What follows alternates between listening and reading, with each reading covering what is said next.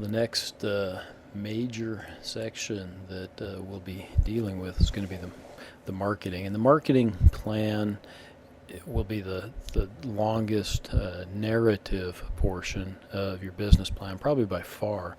And it should be. This should take a lot of thought, should take a lot of research, should take a lot of thinking, writing, etc., in order to come up with a marketing plan that will drive your business to where we think it should be. And you'll notice here that very first thing when they talk about the marketing plan, before I get into that, I should say, I'll show you this, and this is a part of the outline, a part of the template. You'll notice when you look at the marketing that there's also an outline that I've included. It's to give you an opportunity to do a little bit of picking and choosing, although as I go through this you'll find that there's some things I deem to be just absolutes that have to be in there, but there's some other things that you could pick and choose. You may prefer to do a SWOT analysis versus a Porter's 5 Forces or vice versa. Some different things like that I'll talk about in the outline, the other outline, and I'll do a separate video kind of on it. We'll give you some of those choices. So feel free to kind of mix and match here a little bit. And in terms of what you're writing, we're going to start here with research. And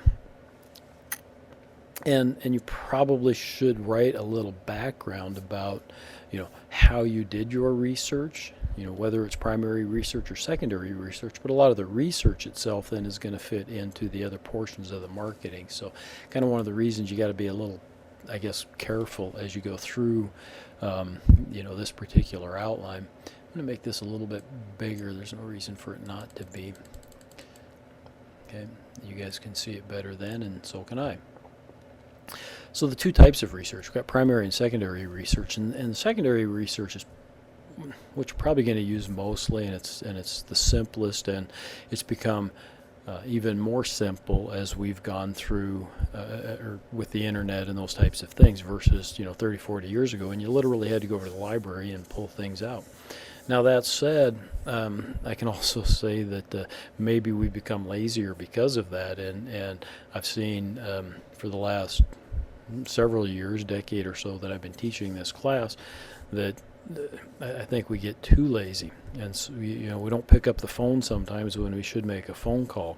We don't do some of those things that are certainly available to us because we think everything should be on our phone or on our computer screen, and that's just not the case. So I'm encouraging you to get out of your comfort zone a little bit and do a little research. Again, sometimes that's just if your business is going to be an auto repair shop, what's wrong with calling Berger and Transmission and asking for Steve or Garrett? They both have ties to the university. Would I want you to go take several hours of their time? No. But could you probably talk to them for 5 or 10 minutes? Yeah. Steve also runs the Old Station Brewery. You could probably go down there and have a beer with them and talk about those types of things, if you're of age. So anyhow, I'm saying that to really emphasize the importance of research. Okay, do your research. It's available. The resources are available out there. Certainly you can do a lot of it on the internet. But if you stumble on that, some of the other sources that I'll recommend maybe is one, hit me up. Not that I'm a great resource, but I might be able to point you in some directions because, I've seen a lot of people do these projects in the past, and there's probably some things I'm going to forget to talk about. So, geez, I can't find this. Oh, here, maybe I can direct you right to that or give you the name of some people that can. In Havre, we have Bear Paw Development Corporation, which is a business, development company. They help people put together business plans. They come in every year at my small business management class. Many of you have had that class from me, and they talk about what they do, which is helping people develop business plans. And every year I say, students, that's what they do for a living. They're more than happy to help you out with this. Feel free to call them. And every year the people from Bear Paw say, absolutely, we would love to see you or hear from you. If you're not from Havre, there are those types of small business development centers, SBDCs, or on the reservations, often there's TBICs, or tribal business incubation centers, that serve the same purpose. And so feel free to contact those folks. That's what they do. They'd be more than willing to help you on this, I'm sure. So facts about your industry. What's the total size of your market? Here's sometimes where you have to do some math. How do we know how many shoes get sold in Havre? Well, I don't know, okay, or the dollar amount. But you know what? I can probably find out what the dollar amount of shoes roughly are in the United States. Okay, and the United States has a population of about 330 million, and Hill County 16,000. But maybe I'm just going to do the math real simply, or maybe I say my area is a little bigger than that, so maybe twice that, or 32,000 or 33,000. So, now I know that, geez, if we sell $100 billion worth of shoes, then Havre's share of that is 0.0001, somewhere in that neighborhood, right? I can do the math, and I can kind of figure out then roughly what that market should be in Havre, I should say, in the surrounding area, and know what my market is, okay? What the total market is for this area. And then I can take a look at my sales that I've already projected. What percentage of that market do I need to get? Okay, a little bit of math there. If you have some problems with some math, let me know. So what percentage of the market will you have, right? Based on your sales projections. Current demand in the target market, again, that's probably a geographic area in this sense. Okay, and we can only make some estimates about that. We could do a little bit of maybe local research about that too. I should come back up here and talk about primary research. I talked about secondary research. Primary research is that research that you do on your own. And again, with the availability of some of the tools that we have today, SurveyMonkey, some things like that, you could certainly do some simple things like that. Send out a simple survey to people in the town where you're proposing this business, and just, hey, would you be interested in something like that? I sent it to 20 people, 15 of them responded, and 14 of them said they'd be thrilled to have a business like that, a new business like that.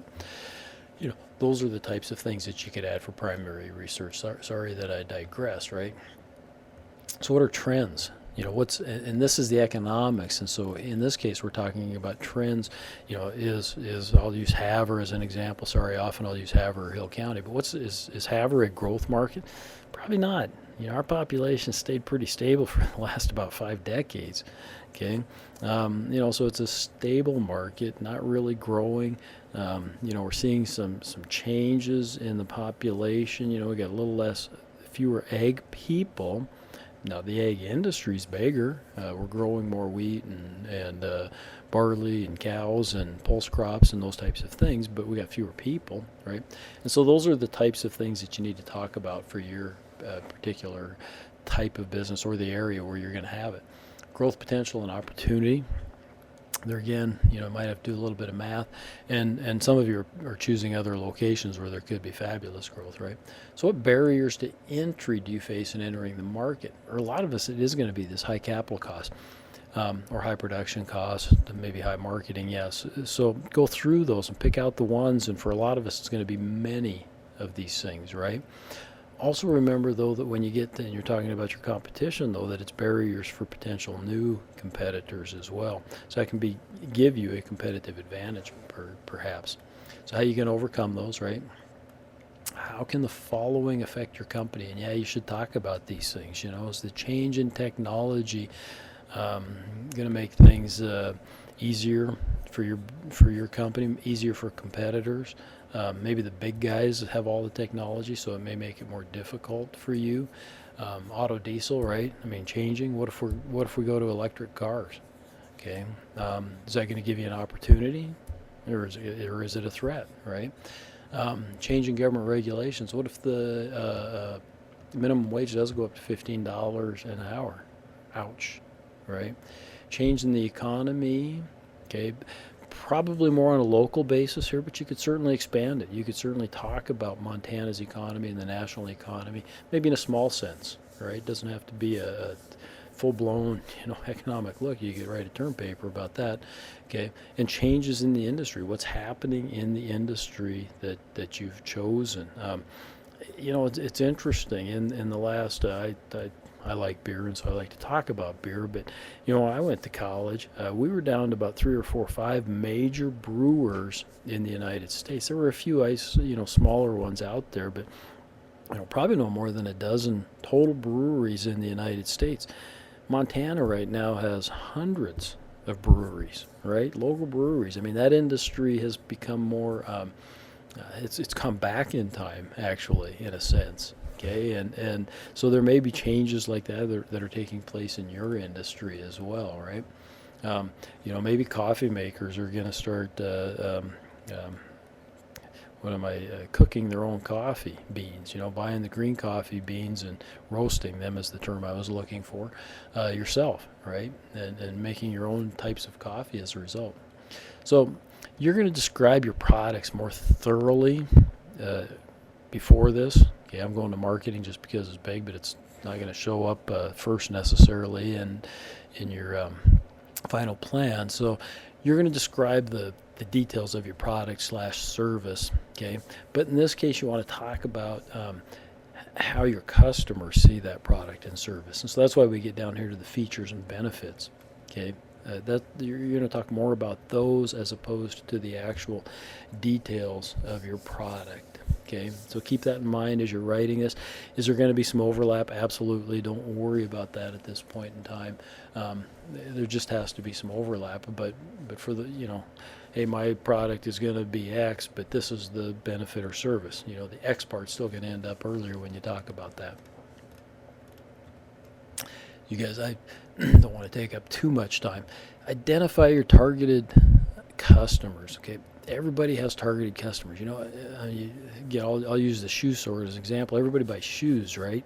But I guarantee you that when I had a teenager living at home, okay, he was going through way more shoes and different types of shoes. He had to have football cleats, he had to have basketball shoes, he had to have, shoes to wear to school, shoes to wear to work, on and on and on. Versus me, who I buy 2 pairs of running shoes every year and another pair of shoes maybe that I wear kind of for every day, right? And so who's the target market in that case? Well, it'd be the teenager, right? Now, am I a secondary market? Absolutely. Okay, so you got to kind of break it down by that, taking a look at your product. If you're selling coffee, well, K through 10 is certainly not your market. 11 and 12, maybe not. You're probably selling it to the busy, person that's middle aged, right? That too lazy to make their own coffee in the morning, or they want, the frappuccinos or crappuccinos or whatever they are, right? Okay, so break it down like this. Okay, now, can you tell me exactly how many people of a certain age group and a certain gender live in our area? Yeah, you can. You can go to the Census Bureau and you can look it up. It's a little bit funky getting around in that site, okay? But you can do that and it'll tell you. Okay, again, that way you know how many people, and you should be able to tell me how many people are in your target market. Then I'm going to go back and look at your sales forecast and say, okay, well, let's see, there's 1,000 people that you're targeting, and you're estimating $300,000. So each of those people have to spend $300. Is that right? With you during the course of a year. Yeah, okay. I can look at that and rationally see if that makes sense or not. Some of you may have business customers. In other words, your business itself may be geared towards serving the needs of other businesses, and some of you may be both, right? Again, auto, diesel, kinds of, and we get a lot of those because we get a lot of students, that are in those auto, diesel fields. But some of your other business types of clients could be construction companies, right? Could be the school district, could be the college, could be companies that have fleets, being railroad, right? Could be a customer if you have, if you're doing mechanics, okay? But you may also just do individuals, okay? You may focus on the farm, if you're doing diesel. You may focus on the farm customer. Does that mean that you're not going to work on trucks? You probably will. Most farmers have, they have semis now too, and so, you might work on the over-the-road semis. So figure out who your customers is and who they can be, and then talk about that. Again, how many are in the area? How many do you think can do business or will do business with you? Then you got to tell me about your competition. List your major competitors. Should you list their name and address? Absolutely. Can you know and should you know their place in the market? Yeah, in Havre, Montana, we've got 4 pizza places. We got Pizza Hut, the Pro, Domino's, and Nalifka's. Okay, I'm gonna guess that Domino's probably sells the most pizzas with their carry out. Pizza Hut's close. What position did Nalifka's and the Pro fill? A little bit more of a niche, right? Nalifka's especially. I mean, theirs is, it's a whole different pizza. They charged more for it. But it's a quality, and Havre locals, like that, and so they're willing to pay a little bit extra for that. Away we go, right? The Pro's a little bit like that too. They give you a little atmosphere down there in the game room and stuff for the kids to go play in. Okay, so that's if I were going to open a pizza place, which I wouldn't in Havre, we got plenty, but I'd talk about the competition, and I'd talk about them in those terms, how they fit. So think about that. This competitive analysis. I'm so on that. If you want to use it, fine. I certainly don't have any problems with it at all. But on the other hand, if you want to, and it explains how to go through it, if you want to use another form of analysis, like a SWOT analysis, which I like, and I'll talk probably on the other outline, I'll talk a little bit about like Porter's 5 Forces or some other analysis of you and the competitors. Feel free to put those in here, but you should probably do one of those kind of systematic analysis of you versus your competitors. Now your niche, right? Now that you've systematically analyzed your industry, where do you fit in that? Where's your part in that? Again, if I'm looking at the pizza places, Nalifka's has a certain niche. They're a little bit higher quality ingredients. They're certainly not the low price, not whatsoever. Where's Domino's on that spectrum? Absolutely the low cost provider, right? Low price. Okay. Pizza Hut and the Pro are a little bit more in the middle. They're kind of these sit downs, which neither Nalifka's nor Domino's has sit down really. And Pizza Pro or the Pro and the Pizza Hut, they got sit down atmosphere, those types of things, right? A little TV, sports maybe, etc. Strategy. They only give you one sentence here, and yet I think you should spend a decent amount of time on your strategy. Outline a marketing strategy, and I think that's, they just put that in there because you need to think about it and write at length, about your strategy. What's a strategy? Well, I start with this premise. Okay, I believe there's only really 2 major types of strategies, and that are either you're a low-cost provider or you're a differentiator. Okay, start with that premise and then work from there and the tactics that you would use beneath that strategy. Okay, if you read on, it'll say that most small businesses have a difficult time competing on price. It's just very locally owned, difficult time to compete being the low price or low cost provider. They're better off differentiating. Okay, again, how does Nalifka's differentiate? Way different ingredients. Okay, they get suppliers to provide them with, higher quality cheeses. They make their own crust, different things like that. It's got a whole different flavor profile. For me to try to describe the difference between a pepperoni pizza at Pizza Hut and at Domino's would be pretty difficult. Now, I can tell you there's a lot of difference if I ate a pepperoni pizza from Nalifka's. Okay, so again, think about your strategy, how you're going to address it, how you're going to pursue those customers, right? And write at some length about that. The other strategy, there's a third one, sometimes it fits in there, and that is a niche strategy. I'm only going to fulfill this particular niche. I noticed just recently we had an accountant open up a hanger shingle up separately. She used to work for Whipfley, and then she moved out and she's doing her own, and she right on her sign it says she just wants to do agricultural accounting. Okay, so that's the niche that she wants to fill. She doesn't want me to go down there with the trust tax returns that I have to file on behalf of my mom and dad. She just wants to do agricultural. Okay, so that could be an example of a niche, just to give you an idea what that might mean. Promotion. How are you going to get it out to your customers. Now again, here's another place where you might have to go back and review what you have in the numbers. Okay, because you might say, well, I'm gonna get a billboard. I'm gonna run, I'm gonna run ads in the newspaper and radio, and I'm gonna have Facebook and my own website, and on and on and on. And you go back and you look at your deal, and you got $100 a month budgeted. Yeah, it's not gonna cut it, right? So either build this to match what you've projected, or I would recommend fill this out, how you really think you're going to promote this, and then go back and make sure that your numbers align with that and adjust the numbers if necessary. Most people really underestimate what they're going to spend on marketing. Okay, so you might find that out as you're going through this and discover that it's going to be a little bit more expensive. Should you do some research here? Yeah. If you think you're going to advertise in the newspaper, you can probably go online and see what their rates are. Okay, if you think you're going to be advertising through the radio, again, you can probably check that out online. But if not, you can certainly contact them, and they'll pick up the phone. They'll give you what it is. Tell them what you're doing it for. Don't make them think that you're actually going to advertise or anything like that. Just tell them what you're doing, and they'll provide you with the information, I'm sure.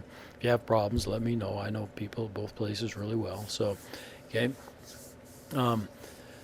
So yeah, go through that. I'm really interested in as much detail as you can give me about the whole social media thing. I am not a social media person at all. I don't have Facebook. I don't know a twit from a snap or anything like that, and so no idea. But it's one thing just to tell me that you're going to do that. A little more detail would be nice. I'll find out more about it, and then I can learn, which would be awesome. Again, what you're going to spend. Again, you got to go back and take a look at that. Pricing, and this is kind of what I talked about when we were talking about strategy up here. So you're going to get into your pricing and how that fits in. Again, smaller companies have a difficult time competing on price, being the low-cost provider. Can happen. People have entered into markets and said, hey, we're going to be the low-cost provider. We're going to figure it out, or maybe we've developed a new method of providing this service or product, so they can. Yeah. Location, again, when we do your business description, you're going to go into detail about your location. So from this standpoint, you want to tell me how the location is benefiting you from a marketing standpoint. Okay, lots of people drive by, maybe. Okay, can you find out how many people do drive by? Yeah, if you're on a major thoroughfare like a state highway, yeah, in Havre you'd have both Fifth Avenue and First Street, or Highway 2. Okay, you can go to the state. It might take a little research, but the Montana Highway Department or whatever, and they've got numbers tell you how many people drive past, let's say, the Pizza Hut in Havre every day. Okay, on average. And so you can look up those numbers, and that can be really important. It can be an important part of your marketing while you're doing that, while you're putting yourself there. Okay. But also the access then that you have to the customers, again, depending on the type of business that you're doing. Some other businesses, if you're building leather goods, may not be as important. That may be a specialty thing, and you can be in, way off the main street, just doing your work and marketing it online, maybe through Etsy or something, right? And that gets us to the distribution channels. So how are you going to get it to, and talk about your supply chain too. And for some of you, you're going to have a supply chain. You might get raw materials or whatever that you need in order to make a product or service work. So tell me about that. This doesn't really talk about that. This is more about how you're going to sell, which of course is as important too. So talk about both of those. You're going to be retail. So you're a coffee shop. You're obviously retail. But you might be a service on the other hand, and that doesn't really talk about that here. But what if you're a service? Okay, how are you going to provide that? Well, you might be a house cleaning service, right, or a business cleaning or that type of a thing. So talk about that. You may not need a set location, which we talked about up there, but how you're going to get about and do your business. If you're a service, you might have a van. You're going to go do it. Those types of just common sense things as you go through this. But for those of you that are selling some maybe unique products, that I'm really interested in how your direct marketing is going to work. Do a little research as to how you'd set that up. There's local people that could probably help you with that too, either here or wherever you may be. There's probably local people that do some direct selling. Will you be a wholesaler? In other words, are you selling to other business? I don't know that we had a lot of those. You can have a sales force, agents to represent you, independent representatives that might, some companies, insurance is an example. You got an independent insurance agent. They may represent a number of companies, right? Okay, so you may be developing product or service that could be represented by people that also represent other people selling similar products and services. It could happen. Okay, or if you're, are you going to bid on contracts? And I think there's one or two of you that are doing a contractor type of a business, so you would be doing that. Finally, we're getting there. Sales forecast. And I've kind of talked about that already. So you get this all done and you've done the numbers up there, especially when it comes to your target market and those types of things. Let's go back and take a look at your sales forecast. And here you're going to have a narrative and you're going to tell me how it fits, right?